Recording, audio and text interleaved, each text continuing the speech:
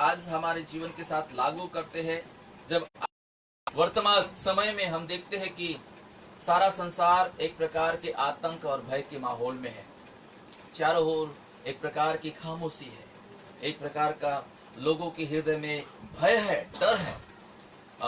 इसके पीछे का कारण ये है कि एक भयानक कोरोना वायरस जो रोग है सारे संसार में फैलता जा रहा है। पिछले हफ्ते मैंने उसी बातों के विषय में बताया था कि कैसे ये कोरोना वायरस सारे संसार में फैला है। लेकिन जब हम पवित्र बाइबल को के वचनों में छानते हैं, ढूंढते हैं, पता लगाते हैं, तो हमको पता चलता है कि ऐसे बहुत सारी महामारियां उस समय के लोगों के जीवनों में आई और वे लोग भी बहुत सारी बीमारी से, महामारी से पीड़ित हुए।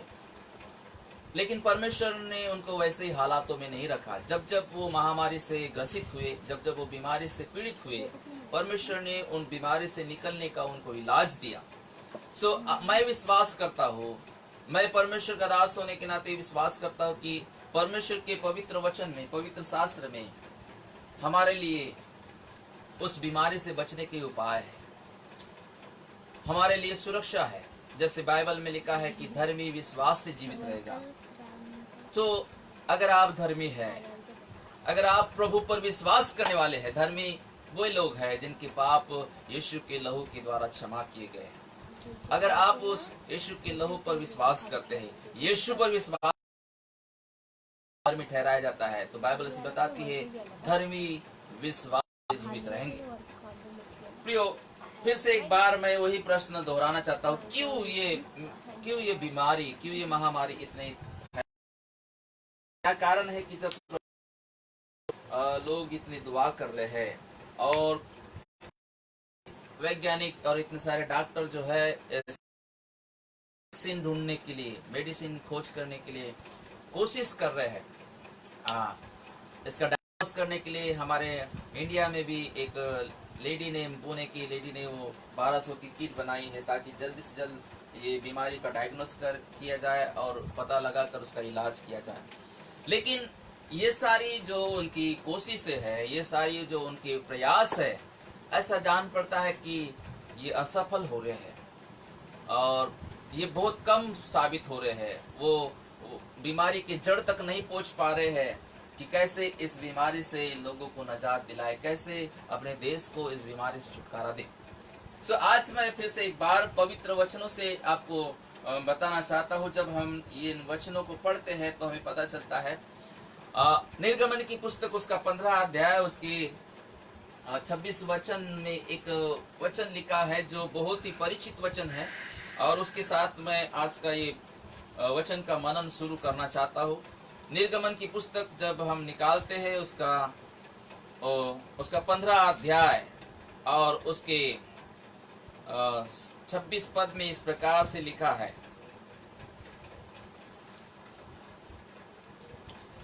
मैं आप सब लोगों के लिए पढ़ना चाहूंगा। ऐसा लिखा है,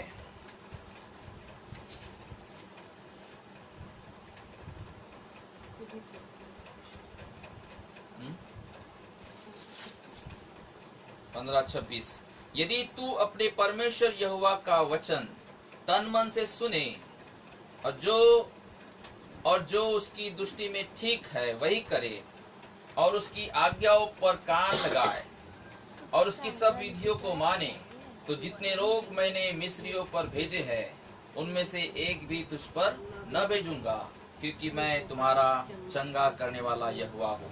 आज उस परमेश्वर चंगा करने वाले यहोवा के विषय में आपको मैं बताना चाहता हूँ। हम जिस परमेश्वर पर विश्वास करते हैं वो परमेश्वर चंगा करने वाला परमेश्वर है ना। ये हिंदी बाइबल में वो शब्द नहीं आया है यहोवा राफा, जिसका मतलब होता है चंगा करने वाला परमेश्वर। बाइबल का परमेश्वर चंगा करने वाला परमेश्वर है और यहाँ पर ऐसा कोई स्पेसिफिक बीमारी या वायरस के विषय में नहीं कहा कि यीशु परमेश्वर जो है सिर्फ ये बीमारी को चंगा करेगा। लेकिन बाइबल ऐसे कहते हैं कि जितने रोग मैंने मिस्रियों पर भेजे उनमें से कोई भी रोग तुम पर ना आएंगे, क्योंकि मैं तुम्हारा चंगा करने वाला परमेश्वर हूँ। परमेश्वर ने मिस्रियों पर इस्राएली लोगों को गुलामी से निकालने के लिए बहुत सारे रोगों को भेजा। उसमें से हम देखते हैं टिड्डियों का आक्रमण, अंधेरा होना, कुटकियों की बीमारी, है ना, मेंढक, और अंतिम में हम देखते हैं पैलोटी की मृत्यु, मृत्यु के दूत को भी परमेश्वर ने भेजा, और इस प्रकार से मिस्री लोगों को उसने दंडित किया। तो यहाँ पर बहुत सारी बीमारियां हैं। पुराने समय में भी बहुत सारी नाना प्रकार के वायरस और बीमारियां हुआ करती थी, लेकिन परमेश्वर की ये प्रतिज्ञा उन लोगों के लिए है जो लोग परमेश्वर पर विश्वास करते हैं। उसके लिए प्रतिज्ञा क्या है कि परमेश्वर कहता है मैं तुम्हारा चंगा करने वाला परमेश्वर हूँ। सो इस महामारी के विषय में जब हम सोच रहे हैं तो मैं आपका ध्यान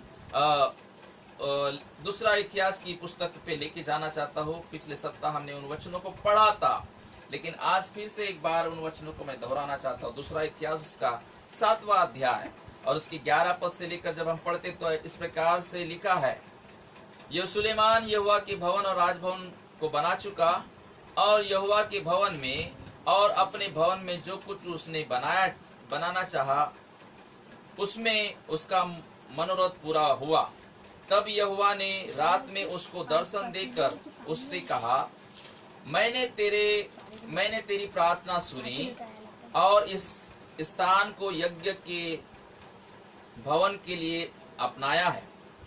यदि मैं आकाश को ऐसा बंद करूं कि वर्षा न हो, या टिड्डियों को देश उजाड़ने की आज्ञा दूं, या अपनी प्रजा में मरी फैलाऊं, तब यदि मेरी प्रजा के लोग जो मेरे कहलाते हैं दीन होकर प्रार्थना करें और मेरे दर्शन के खोजी होकर अपनी बुरी चाल से फिरे, तो मैं स्वर्ग में से सुनकर उनका पाप क्षमा करूंगा और उनके देश को ज्यों का त्यों कर दूंगा।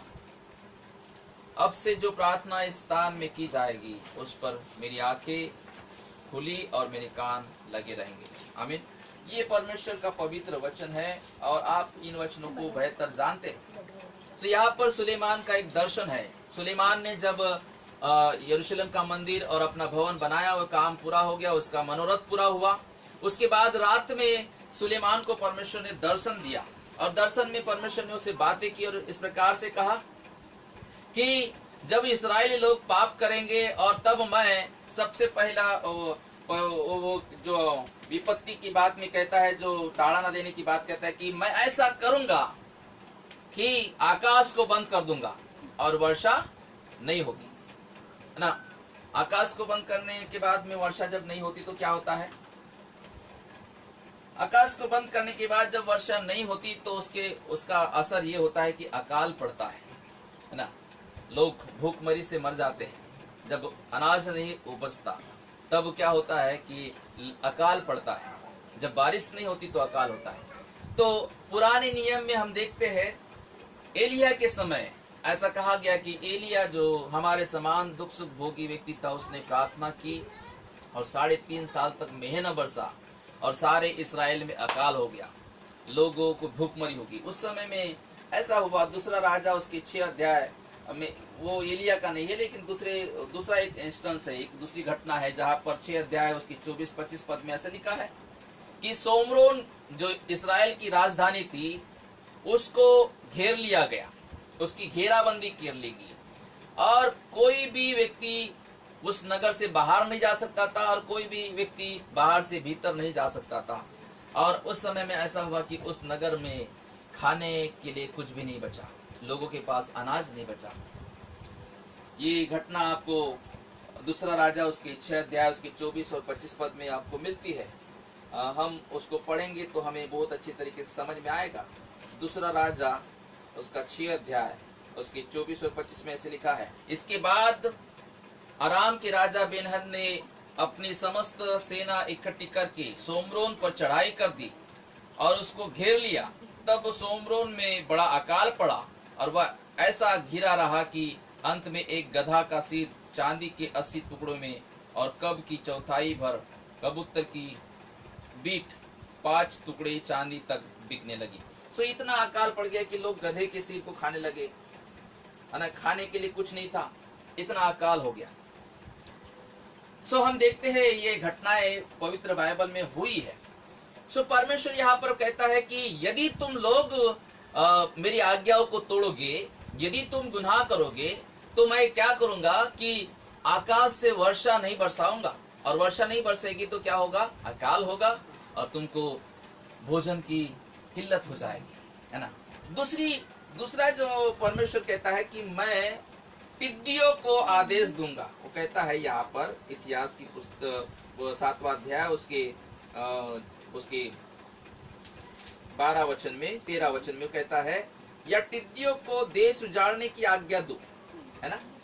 दूसरी जो विपत्ति परमेश्वर बोलता है कि यदि तुम मेरी आज्ञाओं को नहीं मानोगे और मेरा उल्लंघन करोगे, तो मैं टिड्डियों को आज्ञा दूंगा, और वो क्या करेगी, तुम्हारे देश में आकर सारे जो खेत है, घास है, उसको खाकर उजाड़ डालेगी, टिड्डियां, है ना।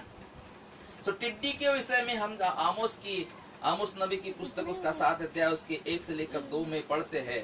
टिड्डियों के विषय में इस प्रकार से लिखा है पवित्र वचन में कि टिड्डियां आकर क्या करेगी, सारे जितने भी खाने के जो है उनको, ऐसा लिखा है, परमेश्वर यहोवा ने मुझे यह दिखाया, और मैं क्या देखता हूँ कि उसने पिछली घास के उगने के आरंभ में टिड्डियां उत्पन्न की, और वह राजा की कटनी के बाद की पिछली घास थी। जब वे घास खा चुकी, तब मैंने कहा, हे परमेश्वर यहोवा, क्षमा कर, नहीं तो याकूब कैसे स्थिर रह सकेगा, वह कितना निर्बल है। इसके विषय में यहोवा पछताया, और उसने कहा, ऐसी बात अब न होगी। तो यहाँ पर एक आमोस के नबी की पुस्तक में एक भविष्यवाणी है, जहाँ पर परमेश्वर ने टिड्डियों को उत्पन्न किया, और सारे टिड्डियों ने घास खा लिया, और फिर बाद में ऐसा भी लिखा है कि परमेश्वर ने टिड्डियों को जब उत्पन्न किया तो पछताया, है ना। तीसरी जो यहाँ पर विपत्ति परमेश्वर कहता है, वो मरी के विषय में कहता है। वो कहता है, या अपनी प्रजा में मरी फैलाओ, कहता है अपनी प्रजा में मरी फैलाओ, है ना, जो आज की सिचुएशन से रिलेवेंट है। परमेश्वर कहता है क्यों वो मरी फैलाना चाहता है, तो मरी फैलाने के विषय में लिखा है।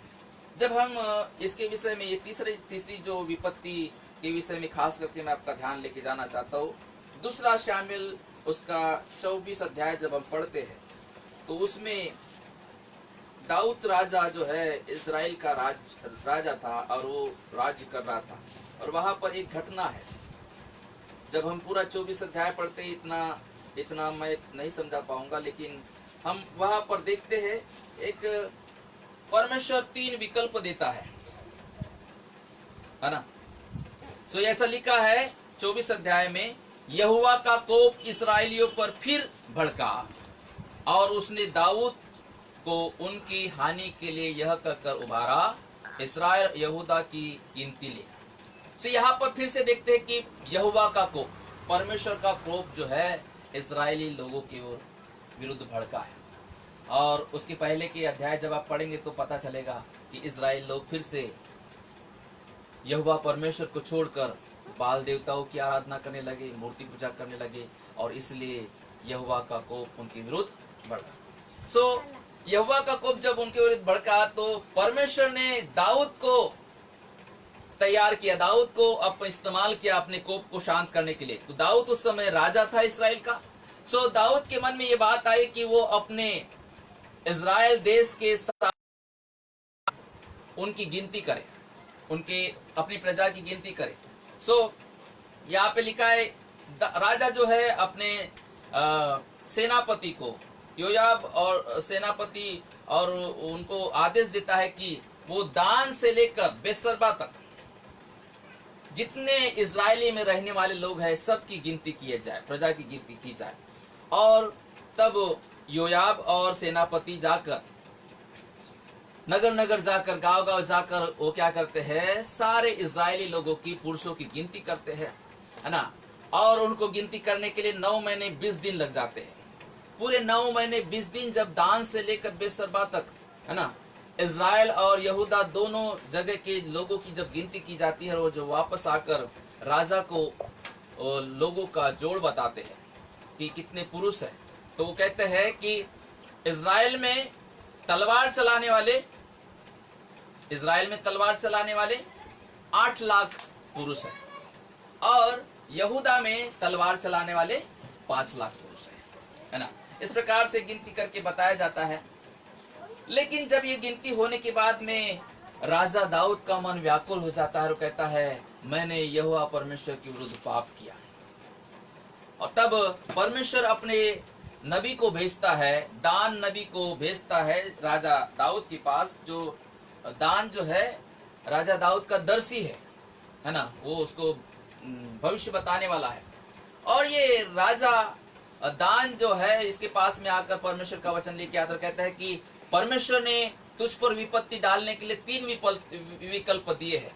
और पहला विकल्प वो कहता है कि 7 साल तक तेरे भूमि पर इजराइल देश में अकाल पड़ेगा, ये पहला विकल्प है। या फिर कहता है कि दूसरा विकल्प यह है कि 3 महीने तक राजा दाऊद तेरे शत्रु तेरा पीछा करेंगे और तुझे खदेड़ा जाएगा और तू 3 महीने तक अपने शत्रु से भागता रहेगा।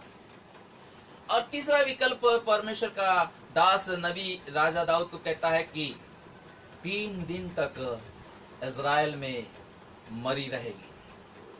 तो राजा दाऊद जो परमेश्वर का दास था वो कहता है मनुष्य के हाथों में पड़ने से बेहतर है कि मैं यहोवा के हाथों में पड़ूं।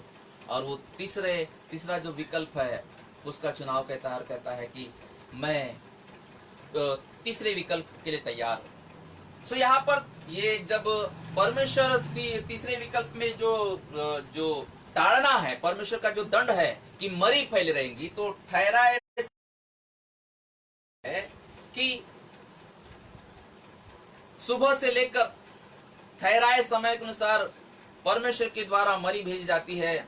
और इस्राएल देश में लगभग 70,000 पुरुष, 70,000 पुरुष, कितने हजार पुरुष? 70,000 पुरुष जो है घात किए जाते हैं, मरी से वो मर जाते हैं ना। यहाँ पे ऐसा लिखा है 16 पद में, परंतु जब दूत ने यरूशलेम का नाश, ऐसा लिखा है तब 15 पद में, तब यहोवा इस्राएलियों में सवेरे से लेकर ठहराए हुए समय तक मरी फैलाए रहा और दान से लेकर बेसरबा तक रहने वाली प्रजा में से 70,000 पुरुष मर गए। केवल पुरुषों का आंकड़ा यहाँ पे दिया है। अब स्त्रियां कितनी मरी, बच्चे कितनी मरी, उस मरी के कारण इसका कोई आंकड़ा नहीं। सो मैं क्या चाहता हूँ कि पवित्र बाइबल में जब हम ढूंढते हैं तो बहुत सारी ऐसी प्लेग्स, महामारी, एपिडेमिक, मरी के विषय में बाइबल हमें बताती है। 70,000 पुरुष जो है एक ही दिन में मर गए इजराइल के, और केवल पुरुषों की गिनती है, स्त्रियां और बच्चे भी शायद मरे होंगे। और इसके पीछे का रीजन क्या है? परमेश्वर वो उसका 24 अध्याय, दूसरा शामिल उसका 24 अध्याय, उसके पहले पद में लिखा है यहोवा का कोप इस्राएलियों पर फिर भड़का। ये कारण है ना। दाऊद को परमेश्वर ने उबारा, दाऊद की गलती नहीं है इसमें ये मरने के लिए, लेकिन वो पहला वचन ऐसा लिखा है कि यहोवा का कोप इजरायली लोगों के ऊपर फिर से भड़का। यहोवा का कोप जब भड़कता है तो कई अनेक प्रकार की मरी आती है। जैसे हम यहाँ पर दूसरे इतिहास में देख रहे हैं, क्या कहता है परमेश्वर, मैं यदि तुम ऐसा करोगे तो आकाश को बंद कर दूंगा और वर्षा नहीं होगी और अकाल हो जाएगा, और यदि तुम मेरी आज्ञा का उल्लंघन करोगे तो मैं टिड्डियों को भेजूंगा और वो तुम्हारी फसल खा जाएंगे। और फिर तीसरा भी वो ताड़ना का बताता है कि यदि तुम नहीं माने तो मैं तुम में मरी फैलाऊंगा। आज संसार जो है परमेश्वर की आज्ञा का पालन नहीं करना चाहता है। मैंने जब पहला वचन कोट किया तो मैंने आपको बताया, वहां पे लिखा है यदि तू अपने परमेश्वर यहोवा का वचन तन मन से सुने और जो उसकी दृष्टि में ठीक है वही करे और उसकी आज्ञाओं पर कान लगाए और उसकी सब विधियों को माने, तो जितने रोग मैंने मिस्रियों पर भेजे हैं उनमें से एक भी तुझ पर न भेजूंगा, क्योंकि मैं तुम्हारा चंगा करने वाला यहोवा हूँ। ये परमेश्वर चाहता है कि हम उसका वचन तन मन से मांगे, उसकी जो आज्ञा है जो उसने दी है उसकी आज्ञाओं का पालन किया जाए। लेकिन आज हम देखते हैं संसार में, न केवल अन्य जातियों में, न केवल गैर मसीहों में, लेकिन मसीहों में भी वो परमेश्वर के वचन का पालन नहीं कर रहे हैं। परमेश्वर की आज्ञा का उल्लंघन हो रहा है और परमेश्वर की विधियों को लगातार तोड़ा जा रहा है। बहुत सारी बातें हो रही है, इन सब बातों को हम एक एक करके उसको समझा नहीं सकते, लेकिन इन सब का कारण क्या, इन सब का रिजल्ट क्या है? परमेश्वर का क्रोध भड़का है। परमेश्वर के क्रोध के विषय में बाइबल बहुत कुछ बताती है। पिछले सप्ताह मैंने परमेश्वर के क्रोध के विषय में आपको बताया था कि परमेश्वर का कोप जो है, ये बाइबल में एक प्रकार का इस प्रकार का लिखा है कि उसके रोष के सामने और उसके जलजलाहट के सामने कौन ठहर सकता है? वो तो भस्म करने वाली आग है। परमेश्वर के क्रोध के विषय में ऐसा लिखा है कि यहोवा जल उठाने वाला और बदला लेने वाला ईश्वर है। यहोवा बदला लेने वाला और जलजलाहट करने वाला परमेश्वर है। यहोवा अपने द्रोहियों से बदला लेता है और अपने शत्रुओं का पाप नहीं भूलता। यहोवा विलंब से क्रोध करने वाला और बड़ा शक्तिमान है। वह दोषी को किसी भी प्रकार से निर्दोष न ठहराएगा। उसके क्रोध का सामना कौन कर सकता है? और जब उसका क्रोध भड़कता है तब कौन ठहर सकता है? हकीकत में प्रियो, जब परमेश्वर का क्रोध भड़कता है तो कौन ठहर सकता है? बहुत सारे प्रभु के दास जो शायद बाइबल के वचन के मुझसे बेहतर ज्ञाता है, आप अपने घरों में अपने स्थानों में बैठे हैं, आप बेहतर तरीके से जानते हैं कि परमेश्वर का वचन क्या सिखाता है परमेश्वर के क्रोध के विषय में। आज परमेश्वर का क्रोध शायद हमारे संसार पर आया है और हम अंत के समय में बाइबल से बताती है कि बहुत सारी बातें होगी। जाति जाति पर चढ़ाई करेगा, राज्य राज्य पर चढ़ाई करेगा, भूकंप होंगे, अकाल पड़ेंगे, महामारियां होंगी। नूह के समय में जैसा हो गया था वैसा होगा। और शायद हम इन अंत के समय में अपने दिनों को बिता रहे हैं। हम विश्वासी लोगों के लिए, मसीह लोगों के लिए इस पवित्र बाइबल से संदेश क्या है? आज के संदेश से मैं क्या बताना चाहता हूँ कि हम जो लोग हैं, हम प्रभु के लोग हैं। जहाँ पर ये दूसरा इतिहास उसके 7 अध्याय उसकी 11 से लेकर हमने 15 तक जहाँ पढ़े, तो वहाँ पर केवल परमेश्वर ने क्रोध के विषय में नहीं बताया कि ये 3 प्रकार की विपत्तियां तुम पर डालूंगा, लेकिन उसको बचने के लिए परमेश्वर ने परमेश्वर के लोगों के लिए एक उपाय दिया है। और वो उपाय जब हम पढ़ते हैं उसके 14 पद में हमको मिलता है कि उपाय क्या है, परमेश्वर के क्रोध से बचने का उपाय क्या है। तो 14 पद में इस प्रकार से उपाय ये है, तब यदि मेरी प्रजा के लोग जो मेरे कहलाते हैं दीन होकर प्रार्थना करें और मेरे दर्शन के खोजी होकर अपनी बुरी चाल से फिरे। हम एक एक करके इसको ध्यान से देखें। 5 मिनट में मैं यहाँ पर समाप्त करना चाहूंगा। यदि मेरी प्रजा के लोग, कौन है परमेश्वर की प्रजा के लोग? आज वर्तमान समय में परमेश्वर की प्रजा, प्रभु के लोग जो यीशु मसीह पर विश्वास करते हैं, वो उसकी प्रजा के लोग हैं। वो क्या करे? प्रजा के लोग दीन होकर प्रार्थना करें। क्या करे? हमें दीन होकर प्रार्थना करना है। किस बारे में प्रार्थना करना है? जो दंड परमेश्वर हमारे लोगों पर दे रहा है, हमारे देश पर, और बहुत सारे लोग इससे अफेक्टेड हो गए हैं, बहुत सारे प्रॉब्लम्स तैयार हो गए हैं। हमें दीन होकर उन बातों के लिए प्रार्थना करना है। और क्या करना है? परमेश्वर के दर्शन के खोजी होना है। परमेश्वर के दर्शन के खोजी है ना। यहाँ पर ये समस्या से, मरी से बचने के उपाय बताए गए। परमेश्वर के दर्शन के खोजी कैसे होंगे, है ना? परमेश्वर के दर्शन के खोजी ऐसे होंगे कि हम परमेश्वर की इच्छा को ढूंढेंगे पवित्र वचनों में, उसके वायदों में। उसकी प्रतिज्ञा हाँ और आमीन में पूरी होती है। हम परमेश्वर के दर्शन की खोजी उसके वचनों में ढूंढने के द्वारा हो सकते हैं। उसकी इच्छा क्या है उसको जानने का प्रयास कर सकते हैं। उसके बाद में और एक बात लिखा है, अपनी बुरी चाल से फिरे, है ना। अपनी बुरी चाल से फिरे मतलब बहुत सारे जो है प्रभु के लोग भी जो है बुरी चाल में है, बुरी बातों में है। हर एक को पश्चाताप करने का अवसर परमेश्वर देता है। हमें अपनी बुरी चाल से फिरना है, अपने बुरे कामों को त्यागना है। हमें हमारे परमेश्वर यहोवा पर अपना ध्यान लगाना है, जो क्षमा करने वाला है, जो चंगा करने वाला तो है ही, वो न्यायी तो है ही, लेकिन वो क्षमा भी करता है। जब हम उसके पास में आते हैं, क्षमा मांगते हैं, तो क्षमा भी करता है। उसके बाद में ऐसा लिखा है, अपनी बुरी चाल से फिरे तो मैं स्वर्ग से सुनकर उनका पाप क्षमा करूंगा, है ना। परमेश्वर ने हमारे अपराधों को क्षमा करना चाहिए, है ना। हमारे पास ये हिया होना चाहिए कि मेरे अपराध क्षमा हो गए। भजन की पुस्तक में धर्मी की डेफिनेशन ऐसा बताया गया, धर्मी की जो परिभाषा, क्या ही धन्य है वो पुरुष जिसके अपराध क्षमा किए गए, क्या ही धन्य है पुरुष जिसके पापों का लेखा यहोवा न ले। ये भजन की पुस्तक में लिखा है।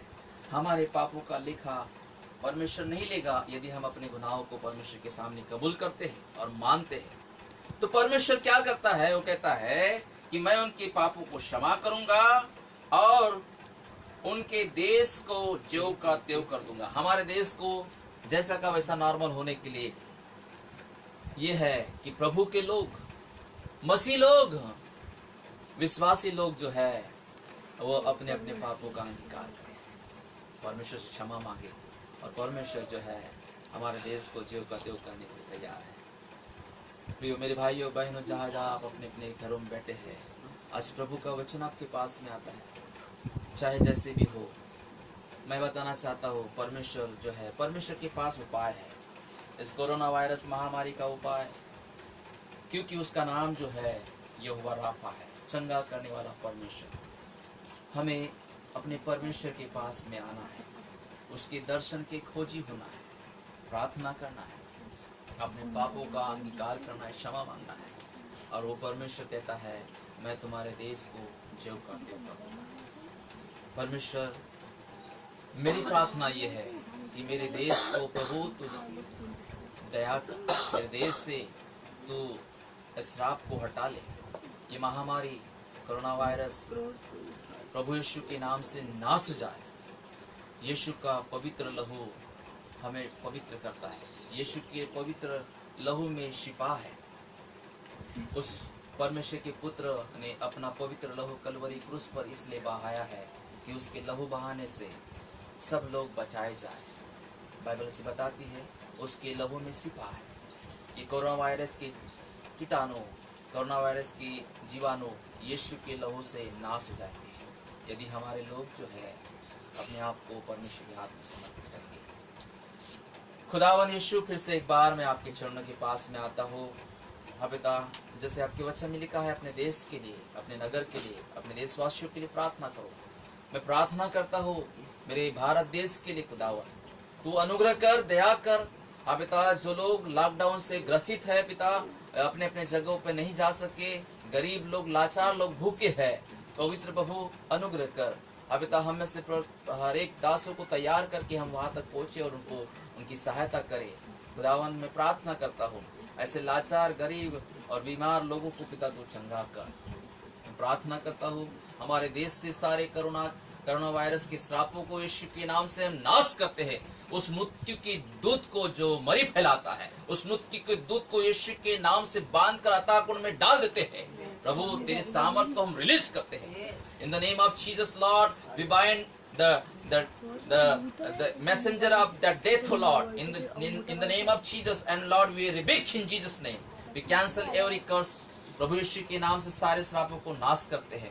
खुदावन, तू अनुग्रह कर, तू अपने सामर्थ्य हाथ को बढ़ा, अब इन लोगों को तू स्पर्श कर, हमारे देश को छू ले। खुदावन, हमारे देश, भारत देश को अब यीशु की आवश्यकता है। खुदावन, हमें आपकी आवश्यकता है, कलीसिया को यीशु की आवश्यकता है। अब हम आपके सामने झुकते हैं, हमारे अपराधों को क्षमा कर, हमारे गुनाहों को क्षमा कर, और पिता हमें चंगा कर, हमारे देश को चंगा कर, हमारे देश को ज्यों का त्यों कर दे, तेरी महिमा के लिए। प्रभु, आपके नाम को हम उच्च करते, आपका धन्यवाद, आपने हमारी प्रार्थना सुना। आदर, महिमा, गौरव जलाल आपको दे। यीशु के नाम से प्रार्थना सुनो प्रभु, आमीन।